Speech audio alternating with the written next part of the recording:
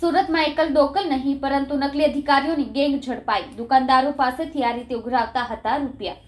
સુરત મહાનગરપાલિકાના કર્મચારી ન હોવા છતાં પણ કર્મચારી પહેરે તેવા ડ્રેસ પહેરીને પોતાને મહાનગરપાલિકાના કર્મચારી બતાવી દુકાનદારોને food safety and standard authority of ઇન્ડિયાના લાયસન્સ કઢાવી આપવા માટે ગ્રાહકો પાસેથી પૈસા લઈ લોકો સાથે છેતરપિંડી કરતી એક ગેંગની ધરપકડ સરથાણા પોલીસ દ્વારા કરવામાં આવી છે। આ ગેંગમાં 2 મહિલાઓનો પણ સમાવેશ થાય છે। સરથાણા પોલીસે બાતમીના આધારે રોહનગીરી ગોસ્વામી, કોમલ પરમાર અને શોભના ઝાલોનદ્રાની ધરપકડ કરવામાં આવી છે।